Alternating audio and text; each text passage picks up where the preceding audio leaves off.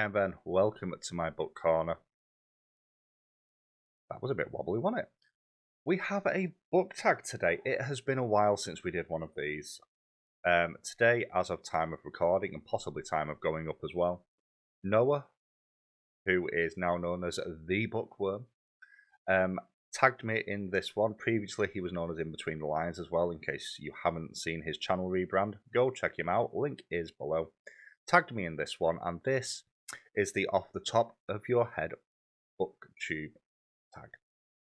10 questions, top of your head. First one, I have done a tiny little bit of prep for. So, I'm going to have to refer to my screen because I don't remember things.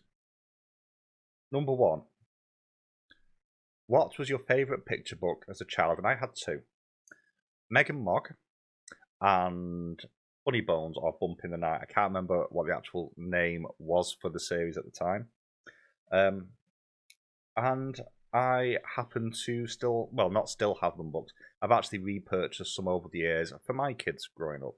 So we still have, I need to be able to see my screen to do that really, don't I? Yeah, you do. I'm a professional, y'all. So you have your Bump in the Night and your Meg and Mog, which kind of explains some of my later reading preferences, I suspect. Question number 2. I'm breaking my computer today. What is going on here? Question number 2. This is going to be a bit more chaotic than normal. What series did you love as a child? So I have 3 that I'm going to mention. First one was when I was a little bit past picture books. I don't know what it was called. It was about talking cars. It was very similar to Thomas the Tank Engine. Similar sort of setup where you have focus on one character and something happens or goes wrong or they go on a bit of an adventure. And these cars had faces just like Thomas the Tank Engine was. I've just never been able to find what they were called. So if anyone knows, let me know in the comments below. They tended to be more retro cars, but then again, this was the 80s, so they wouldn't have been that retro at that point, would they? They'd just be ancient now. So that was when I was youngest. That was about 4 to 6. When I was about 7 or 8, our teacher used to read to us at the end of every day. And what he read was a series called Vlad the Drac. This is by Anne Youngman. And this told the tale of a vegetarian vampire living in London. So you very much have Count Duckula vibes going on with that one. And the third one, and final one, when I was sort of falling back into reading for the first time in like 14 years old, that's a guess. I fell quite heavily into Dungeons and Dragons books, specifically the Drizzt Do'Urden series of books. By series, there's multiple of them. I loved all of them. I still have the majority of them on my bookcase, which you cannot see because it's on the big bookcase. And that really cemented my love of fantasy as well. So, yeah, they're the sort of 3 big series, as a kid at least. Question number 3. The worst book you have read or tried to read? Oh, there's so many. Oh, there's so many. 50 Shades of Grey.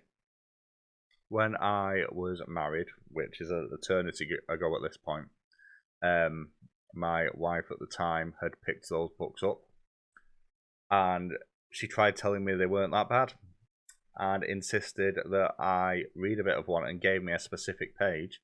And honestly, I don't understand. In terms of books that I have actually read, It's Me, Charlie, which I read last year, was absolutely awful. Like, if I didn't know better, I would say it was AI written. Just so many issues, just in terms of, on the technical side of it, in terms of formatting, both for the paperback edition, which I know Noah got hold of, and the Kindle edition was even worse. But it was difficult. Still going to try out one of their other books though, just out of curiosity, English Neil, to see if it was a one-off. Number 4. Your favourite reading or book memory? This is kind of a hard one. There's nothing really that springs to mind. There's certain books that elicit very strong emotions in me, especially now I've got older, bizarrely. But there's no bookish memory that really stands out. I suppose the first time I went to a school book fair, which is not as big a deal, I don't think, here in the UK, as it is in the US. I can't remember what I walked away from, but the other option, actually, will be a better one, is when my grandmother bought me a huge stack. I think it was 5 books off the back of one of the magazines for like a hardback catalogue order sort of thing. And that was when I really fell into reading properly, because it had things like Hogfather in it for the one that I picked, because you had a choice and you had to pick 5 books for X amount of money. So probably those two. But there's not a huge amount, to be honest. Question number 3. Your a book you loved as a movie. And this is more book series, and this is actually quite a boring pick, really. But Lord of the Rings came out in 2001. I was in my second year at college. I had my own money. I think I went to see Fellowship of the Rings 6 times at the cinema. I was absolutely obsessed. This was at the point where I was deeply obsessed with fantasy in general, even more than I am now. And it just spoke to me. I absolutely loved it. As a second pick, and I've not read the book yet, Starship Troopers, which is a weird one, but that film is just bonkers, and I absolutely love it. I've not watched any of the other ones, but I think we rewatched it relatively recently, and yeah, love that film. Number 6, a book you wish they would make into a movie. Ooh. What have we got for that one? The problem you have is that some books do not fit TV or movies. So, what have I got that hasn't been adapted? That's the first question.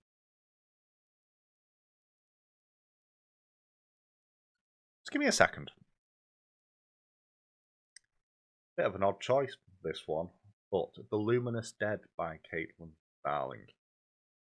This is a pretty slow-paced book that I think would translate very well to a tight 75 to 90-minute feature film, just because of the subject matter, because it is one person going on a deep cave dive for a company to basically, in theory, survey the area, and it deals with issues of loneliness, mental health, and isolation as they begin to mentally unravel, with their only company being the voice on the other end of the radio, while they deal with all these dangerous situations of being alone in this uncharted cave system, which does have like an extraterrestrial sort of impending threat possible throughout.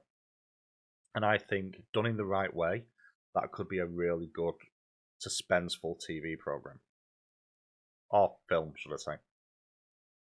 Number 7, a book character you like as a friend. This is the easiest one on this list for me. Sir Samuel Vimes, Lord Commander of the Ankh-Morpork City Watch.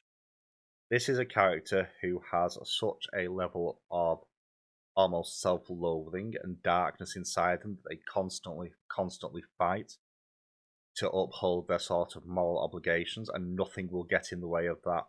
No law, no person, nothing. This is the exact sort of person that you want in your corner when the chips are down. This world is full of amazing characters. I could mention a number of others that I would like to have by my side. Probably not Nobby Knobs, because he'd be picking my pockets. But they're just so good, and Samuel Vimes in particular is, for me personally, a standout. Number 8, a place you want to visit because of a book you read. I'm going to assume this is a normal place, not a made-up one, which does kind of limit my options quite a bit. If any place is no object, I would love to go to Faerun in the Forgotten Realms. Just because that really ignited my fascination with fantasy more than probably anything else. But if it's in real world, I've started to read an increased number of books based on either Eastern myth or set in Japan. And I'd actually quite like to go. It's a little bit intimidating to me because I've not been abroad in so long. But Japanese culture seems so interesting and so different to what we have here in the UK. I would actually love to go and see it and experience it firsthand. Number 9 is a non-fiction book you'd recommend to somebody. And I don't read a huge amount of non-fiction, and some of the non-fiction that I do read is very, very niche. For example, Babylonian history or Mesopotamian history in general, stuff like that, which is not for everybody. So, I'm going to name 2. The first one is I'm Not As Well As I Thought I Was by Ruby Wax, which is I think 6 months in the life of Ruby Wax as she realizes how unwell she's become, hence the title of the book, and sort of journals her journey over that period of time on trying to get back to something resembling well, or at least less unwell as they realize just how unwell she was. And also on the mental health side of things is a book that I listened to about when it came out back in 2017, and that is Note to Self by Connor Franta. Now, Connor Franta is a YouTuber who narrated his own book, released it, and this again talks about personal struggles and mental health. And I listened to that book when I was in a really, really bad place personally, and it really, really helped me and sort of gave me a little bit of hope that there was light at the end of the tunnel. So there we go. So Note to Self by Connor Franta, and I'm Not As Well As I Thought I Was by Ruby Wax. Number 10.